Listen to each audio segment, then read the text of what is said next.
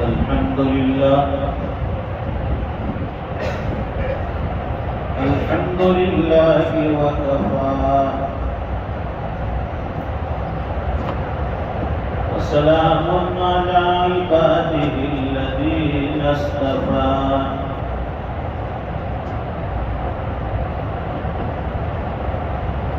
خصوصا على أفضلهم وخاتم النبيين محمد الأمين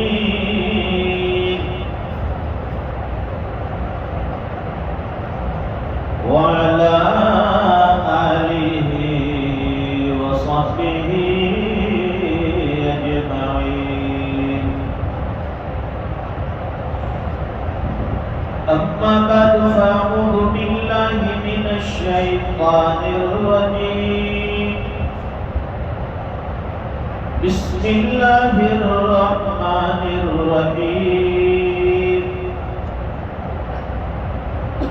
والذين آمنوا أشد حبا لله صدق الله العظيم.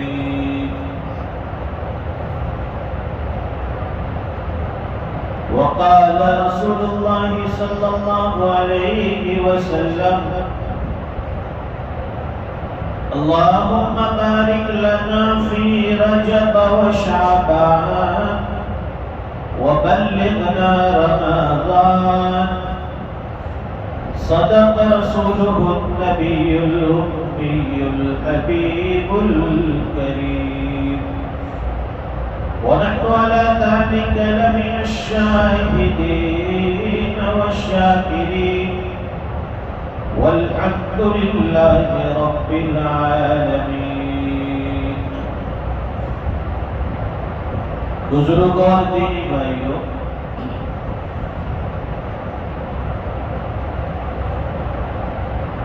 نیکیوں سے انسان کی تعریف ہوتی ہے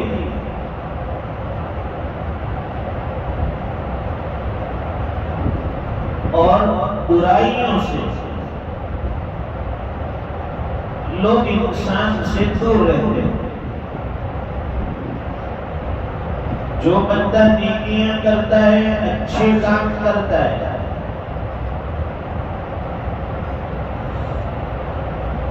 لوگ اس کے پاس کھینچے کھینچے چلے آتے ہیں.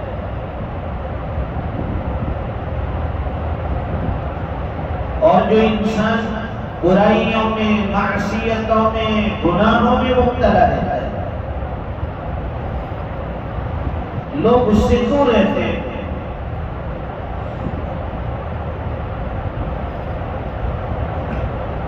اس سے اندازہ ہوتا ہے کہ انسان اچھائیوں کا خوگر ہے،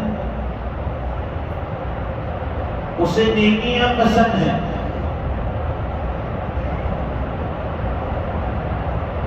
اور ویسے بھی نیک انسان سے اللہ کی مخلوقات محبت کرتی ہے. ایسے نہیں کہ صرف انسان محبت کرتے ہیں. اللہ تعالیٰ ان کی محبتیں جانوروں میں بھی پیدا کر دیتے ہیں، دوسری مخلوقات کے دلوں میں بھی اس کی محبت اللہ ڈال دیتے ہیں. اسی کو قرآن کریم میں اللہ فرماتے ہیں ان الذين آمنوا وعملوا الصالحات سيجعل لهم الرحمن ودا. جو بندہ ایمان لاتا ہے، اعمال صالحہ کرتا ہے، تو اللہ تعالیٰ مخلوقات کے دل میں اس کی محبت ڈال دیتے ہیں. لیکن انسان کو لوگ بلا بلا کر اپنے پاس بیٹھا دیتے ہیں. آئیے بیٹھیے میرے پاس، بیٹھیے تھوڑی دیر، یا میں اپنے پاس چند منٹوں کے لیے بیٹھ جاتا ہوں. مسجدیں یہ نیکیوں کی جگہ ہے. یہاں لوگ نیکیوں کی نیت سے آتے ہیں، عبادت کی نیت سے آتے ہیں. شراب کھانے، جوئے کھانے، یہ برائیوں کے اڈے ہیں، لوگ اس سے دور بھاگتے ہیں۔ مسجد میں آنے سے عزتیں ملے گی، شراب کھانے میں جانے سے، جوا کھانے میں جانے سے ذلتی، بدنامی اٹھانی پڑے گی۔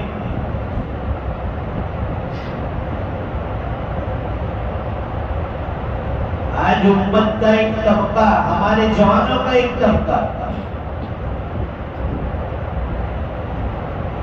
نشے کا عادی بن گیا ہے۔ اللہ نے کتنی بہترین جوانی دی،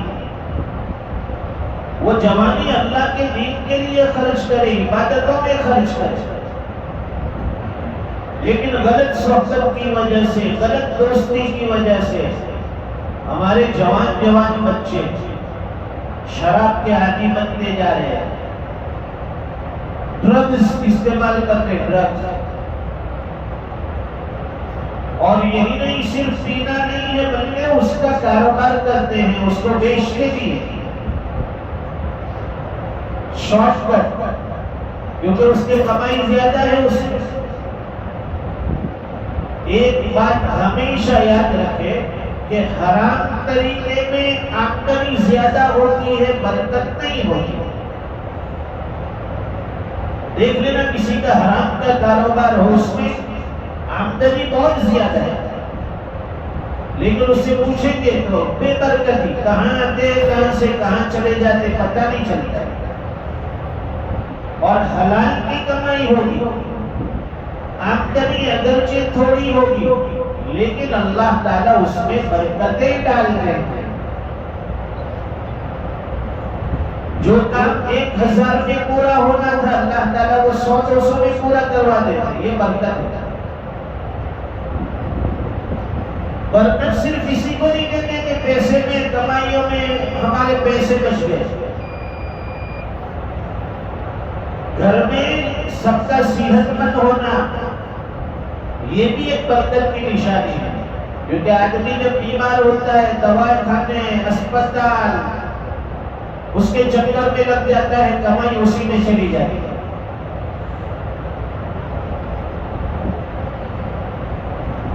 اور کورٹ کچہری مقدمات سے دور ہونا یہ بھی ایک برکت کی نشانی ہے۔ کورٹ کچہری میں، مقدموں میں، عدالتوں میں دوڑنے سے وکیل کی فیس، فلاں کی فیس، جج کی فیس، آدمی پریشان بھی ہوتا ہے اور اس کی دولت اس میں خرچ ہو جاتی ہے۔ تو اللہ تعالیٰ سے امید رکھو حلال کمائی اور حرام سے اجتناب۔ پھر حلال کمائی اس پر اللہ راضی ہوتے ہیں اور حرام کمائی سے اللہ ناراض ہوتے ہیں۔ حلال کمائی اس کے بارے میں آدمی آسانی سے اللہ کے سامنے اپنا حساب دے سکے گا کہ بھئی یہاں سے کمایا تھا اور یہاں خرچ کر دیا۔ حرام کی کمائی کمانے پر بھی اس کو گرفت ہوتی ہے اس کی کہ بھئی یہ تو نے حرام کمایا، پھر وہ خرچ کہاں کرے گا اس پر بھی پھر گرفت ہوتی ہے۔ اور ایک بات یاد رکھیں کہ پیسے جس راستے سے آتے ہیں اسی راستے میں چلے جاتے ہیں۔ ناجائز طریقے سے کمائے ہوں گے تو اسی راستے میں نکل جائے گا۔ اس لیے ایک ایمان والے کی سوچ کیا ہونی چاہیے کہ میرا ہر کام شریعت کے مطابق ہو، اللہ کے حکم کے مطابق ہو۔ شروع میں آدمی کوشش کرتا ہے کہ بھائی میری آمدنی حلال طریقے سے ہو، جائز طریقے سے ہو، شریعت کے مطابق ہو، لیکن جب بہت زیادہ آنے لگتا ہے پھر وہ حساب رکھنا بھی چھوڑ دیتا ہے۔ اندازہ تو دیکھ لیتے ابھی آ رہا ہے تو ابھی بعد میں حساب کر لیتے، سال کے اخیر میں دیکھ لیں گے۔ اور جس کے دل میں خوف خدا ہو،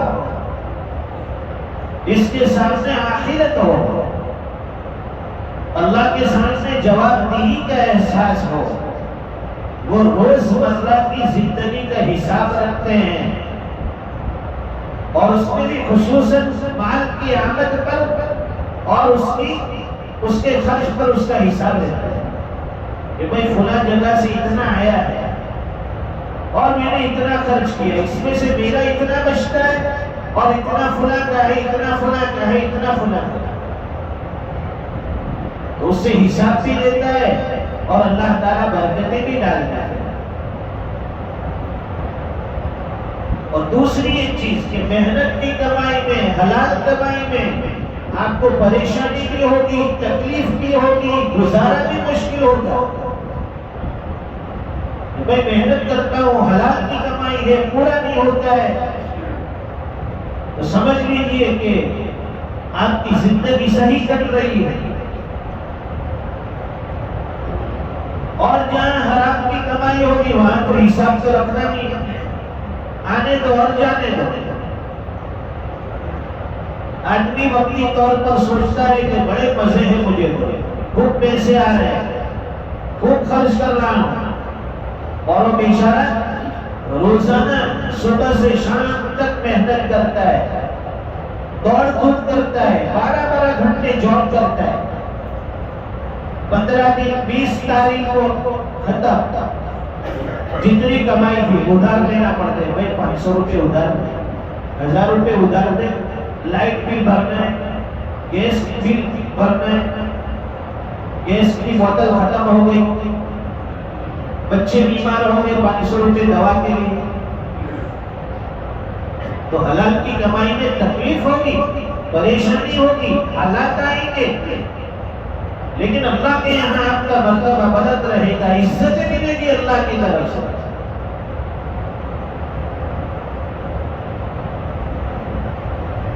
اس لیے ہمارے اکابر کے حالات اٹھا کر دیکھیں، بڑے بڑے مشائخ کے حالات ہم نے پڑھے ہیں، مدرسے میں شیخ الحدیث ہے، لیکن مہینہ آدھا اس طرح سے گزرتا ہے کہ جو تنخواہ ملی تھی وہ خرچ ہو گئی، باقی آدھا مہینہ کبھی کسی استاد کے پاس ادھار لے لیا، کبھی کسی شاگرد کے پاس ادھار لیا، بھائی مہینہ ختم ہوگا میں ادا کر دوں۔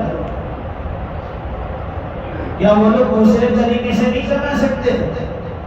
وہ بھی کما سکتے تھے، لیکن دین کو مد نظر رکھا ہونا، دین کی خدمت کرنی ہے، دین کے لیے محنت کرنی ہے، دنیا گزر جائے گزر جائے گی، اور جب آدمی کے اوپر حالات آئے، تکلیفیں آئے، پریشانی آئے تو ڈرنا نہیں، اپنے سے اوپر والے کو نہیں دیکھنا ہے، فلاں کی تو ہوٹل چلتی ہے، فلاں کا تو کارخانہ ہے، فلاں کا یہ بزنس ہے، اس کے پاس تو کتنے پیسے آ رہے ہیں، بلکہ اگر دل میں ایسا خیال آئے تو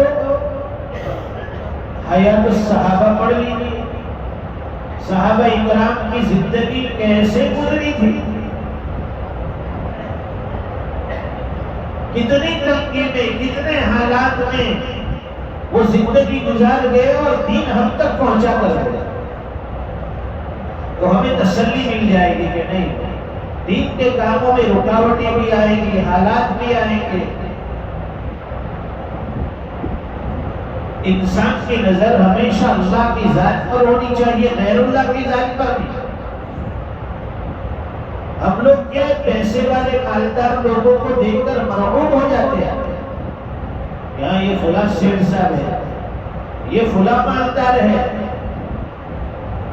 اس کو سلام نہیں کریں گے وہ ناراض ہو جائے گا، اس سے ملاقات نہیں کریں گے تو وہ ناراض ہو جائے گا،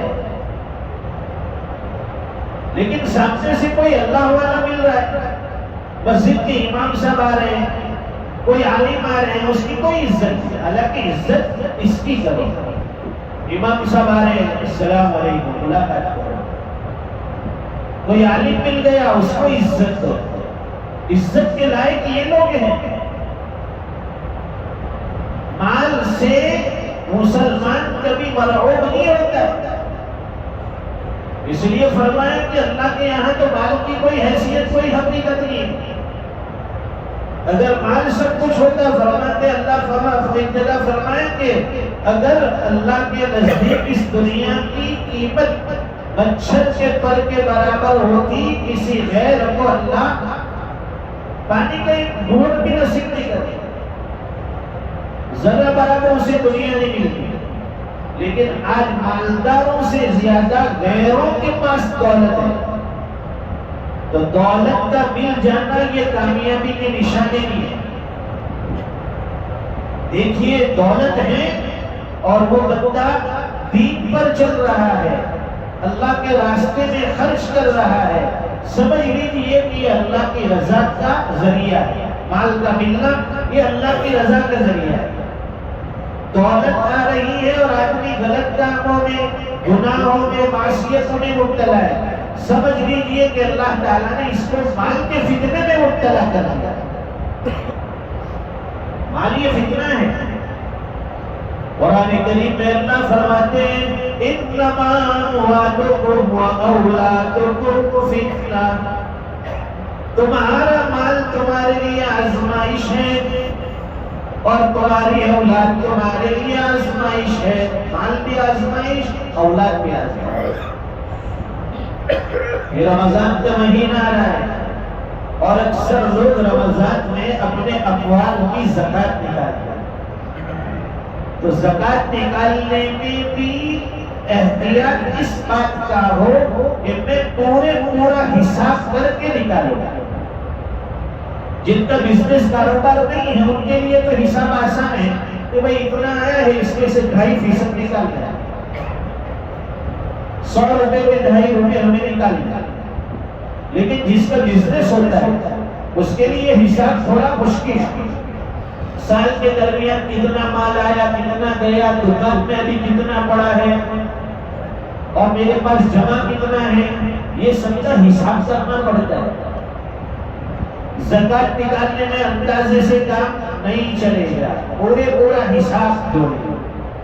اگر نہ سمجھ میں آئے، الحمدللہ ہر جگہ عالم موجود ہے، مفتی حضرات موجود ہیں، ان سے پوچھو کہ بھائی میرا اتنا مال ہے، فلاں اتنا مال ہے، کیش اتنا ہے، گولڈ اتنا ہے، سلور اتنا ہے، زمیرہ کتنے ہیں، اس حساب سے میں مجھے زکات کس طرح نکالے گا وہ آپ کو بتائے گا.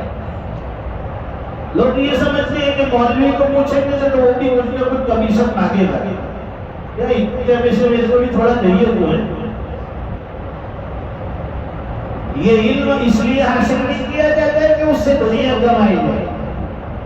علم اس لیے حاصل کیا جاتا ہے کہ خود بھی دین پر چلے اور دوسروں کو بھی دین پر، شریعت پر چلائے.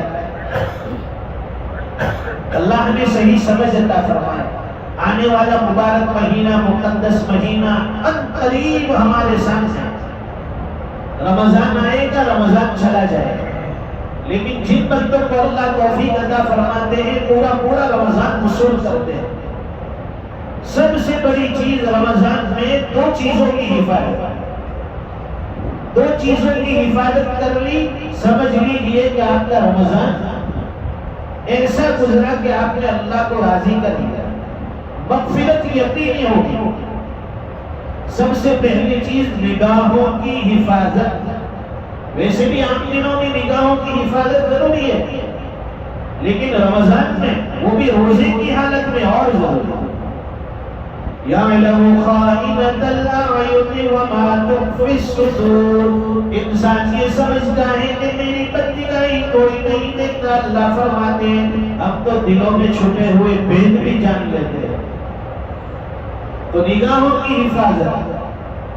اور دوسری چیز زبان کی حفاظت. روزے کی حالت میں ہم نہ جانے کیسی بات زبان سے نکالتے ہیں.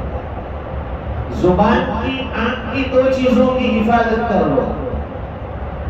اور روزے کی حالت میں کسی کی برائی اور غیبت نہ کرو. یہ کب ہوتی ہے کسی کی برائی غیبت زبان سے؟ جب 2-4 آدمی آپس میں ملیں گے تب جا کر یہ غیبت شروع ہوتی ہے. آدمی اکیلا ہو، تنہا ہو، اپنے بچوں کے ساتھ ہو تو زیادہ کسی کی برائی نہیں ہوتی، لیکن دوستوں سے ملتا ہے، محفل میں بیٹھتا ہے، دکتوں پر بیٹھتا ہے، عشاء کے بعد آئے گا نواب حیدرآباد کی طرف چائے کی ٹپری پر بیٹھنے کے لیے، ادھر سومناتھ، ادھر کاٹھیا واڑی، ادھر فلاں، چلو چائے کی ٹپری پہ بیٹھتے ہیں۔ وہ 1 بجے 2 بجے 3 بجے شہری تک وہاں بیٹھ کر نکڑوں پر بیٹھ کر ادھر کی بات ادھر، ادھر کی بات ادھر، فلاں گاؤں میں ایسا، فلاں محلے میں ایسا، فلاں کے گھر میں ایسا، فلاں کے بچے ایسے، غیبت کر کے پوری رات ضائع کرتے ہیں۔ اللہ تعالیٰ نے کتنی پیاری رات عطا فرمائی رمضان کو، لیکن اس کی ناقدری دیکھیے۔ رمضان کو بھی ہم نے گناہوں سے خالی نہیں رکھا۔ تو زبان کی حفاظت کریں گے انشاءاللہ، اور اپنی نگاہوں کی حفاظت کریں گے۔ اللہ تعالیٰ آنے والا مہینہ ہمیں اس طرح وصول کرنے والا بنائے کہ اللہ ہماری زندگیوں میں انقلاب ڈالے، اللہ ہم سے راضی ہو جائے، اور یہ رمضان اس کی عبادتیں ہماری مغفرت کا ذریعہ بن جائے۔ وآخر دعوانا الحمدللہ رب العالمین۔